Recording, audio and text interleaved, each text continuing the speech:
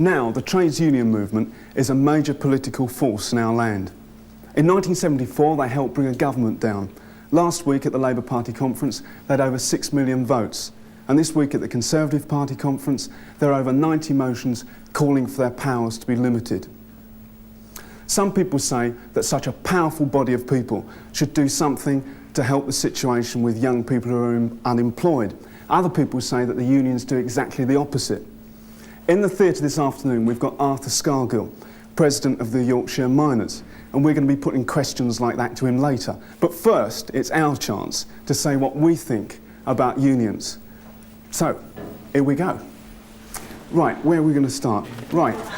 I think the unions are their own worst enemy. You think the unions are their own worst enemy? Yes. Do you have any more to elaborate upon this? Well, no. Well, Mr. Scargill will write that down for you and be your enemy in a minute. Right, over there then, here we go.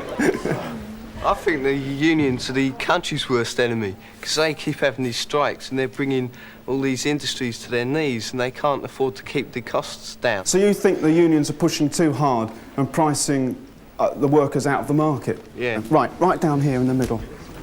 You nodded, you've got to say it now. Well, I think that unions were a fantastic idea when they came out, first of all, because of over-powerful, power-conscious bosses, you know, this sort of thing. But now I feel that the unions have just got much too much power. They seem to be running our country, and they just seem not to be doing any work for it. I mean, the slightest thing that a bloke does in his work that the unions don't agree with, they're out on strike. I mean, it's just ridiculous.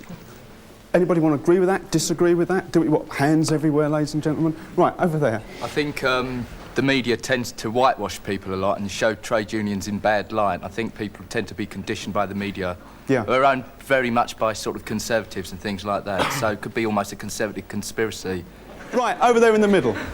The unions have got no power because they can't pass any laws. All they are is another pressure group, just like the CBI or any other employers' organisation.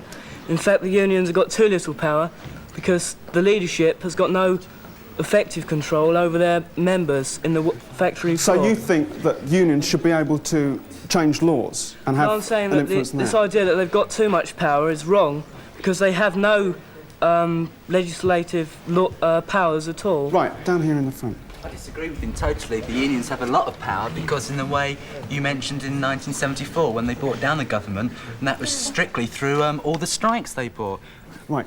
The trade unions are treated with complete hypocrisy by the press.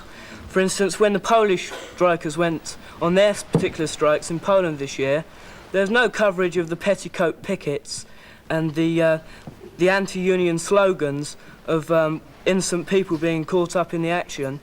They were treated as heroes, bringing down a tyranny, where in fact the British unions are treated with total disrespect and hostility. Yeah. Right. Save them up. Mr. Scargill, you've been writing some things on a bit of paper to come back. What are you going to say now? Well, I think that the questions that have been put are very, very good. And I think that they reflect the feelings of a majority of people in our society who obviously want to question why the trade union movement does certain things, or why it appears that they do certain things. And I think one of the most important points that was made was in respect of the media. You see, I was reading in The Sun the other day about myself, and I didn't like me. I even turned off myself. Quite frankly, it's dead easy for the media to portray someone in a bad light. You've only got to take young people. Day after day in the columns of our newspapers, young people are attacked as irresponsible, constantly attacked as hooligans at football matches and all the rest of it. And seldom do you see in our newspapers the fact that they're doing very useful jobs in society in the majority of cases. And I think it's outrageous that our youngsters go to school from the age of 5 till about 16 or 18 and are told that they're going to do a useful job in society to then be confronted with the indignity and the scandal of the dole queue. That to me seems absolutely appalling. And if the trade union movement can do anything to rectify that, then that's what we're in business to do. And we certainly are not too powerful. In fact, we're far too weak, because if we were powerful enough, we wouldn't allow that to happen. You've defended a lot of things, and you've said that you should be doing something about young people being unemployed. What? If we were to stop the imports that are coming into this country now of cars, of textile goods, of coal, of steel, which apparently appear on the surface... That's the government stopping those Of course imports. it is. And what we're trying to do is we're trying to get our political party to try in Parliament to force this government to change its mind and introduce measures which will protect not only British industry but jobs as well. So at the moment you are attacking the problem through the channel of the Labour Party, not through trying to change conditions of employment that would mean that more young people would be employed for jobs which at the moment are being done by older people. Oh, but in fact we are. We're tackling the problem from a number of angles. One of the things that we're suggesting is that systematic overtime should be stopped in British industry and more young people taken into work.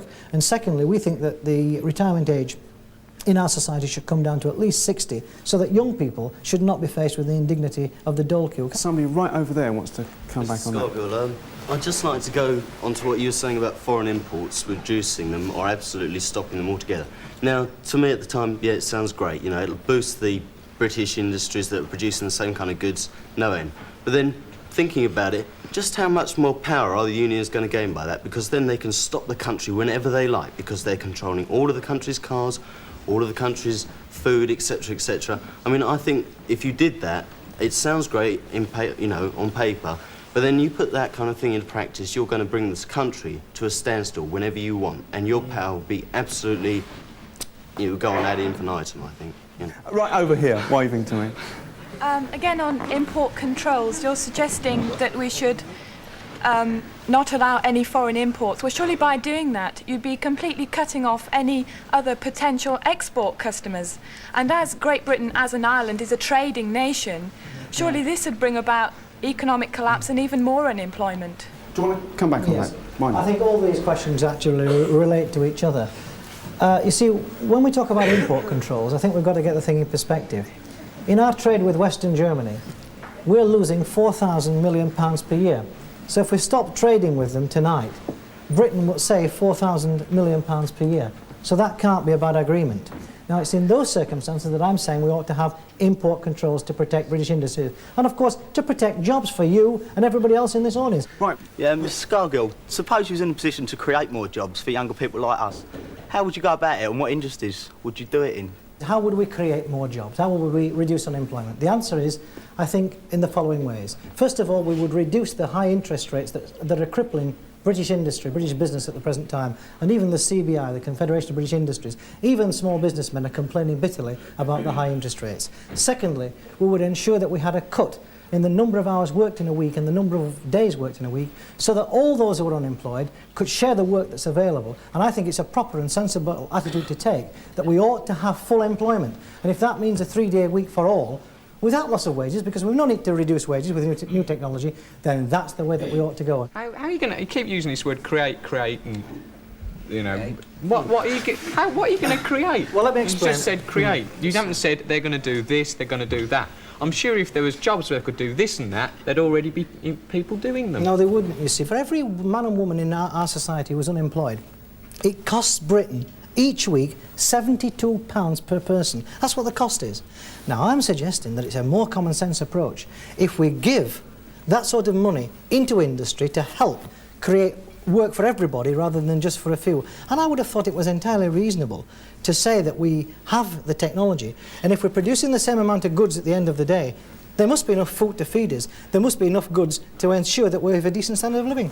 Now, if one of us was in, say, Mr. Scargill's position of being a union leader or being actively involved in any union, what is it you think you could do most to benefit not only young people who are unemployed at the moment, but yourselves when you're going to get a job later? What action would you take? A strike, obviously. Right, OK, come on then. I think there's urgent need for the unions to push for a 35-hour week as soon as possible, because that's the only way that we're going to create new jobs. Right, is there anybody else with these quick ideas like this that you think will improve the lot of young people in our country today? The trade unions have got a lot of money in the bank, right? So there are a lot of children, like a lot of people unemployed. So why don't they create job opportunity schemes where they can put people into schemes and then train them so they can go into factories and jobs? Yeah, and any other things? What would you do? Right. I think they ought to stop nationalisation. People are more, they're encouraged much more to go on and produce their own firms and their own goods if they're not closed down because they're only small firms. I feel that they should be allowed... You think... Whoa. Okay, I think that they should be allowed to create their own jobs. I've got a boyfriend who's just starting his own business. Is he going to be trampled down by, you know, nationalisation of nearly all the firms? I think it's just really sad. So you think the union should do something to stop nationalisation? Yeah. Yeah, it's a great idea. I say it's going to work. Yeah, well, perhaps Arthur will do exactly that when he leaves here today. Right, come on then. When factories do go on strike, for whatever reason, right or wrong, whatever we consider, the union, to me, as far as I know, they don't seem to pay the full wage of the striker when he is on strike. Now, I don't see why, when the unions are sitting on £1 million of assets and driving the fastest cars on the road and got the highest paid secretaries, why they should, the workers should have to go and claim from the state. Well, let me diffuse, if I can, this idea that we've got millions of pounds. We haven't. In fact, if the National Union of Mine Workers had to pay strike pay, it would be bankrupt in 2 weeks. That's the only money that we've got. We do not have huge reserves of money in banks. The second point is this, and I think it's important that we talk about nationalisation. You see, nationalisation simply means that you and I and the people of this country own the means of producing wealth, and I think that's an admirable idea. Indeed, it's a it's a Christian idea. You see, because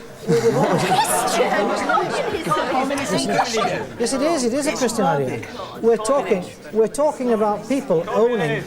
We're talking about people owning all the means of producing wealth and controlling those means of producing wealth. And there's nothing wrong with that at all. Why should one man or woman own a business and employ others, and in doing so exploit them? It can't morally be defended. Well, there we are. I'm afraid we've got to stop again this week. We're still arguing here, by the way.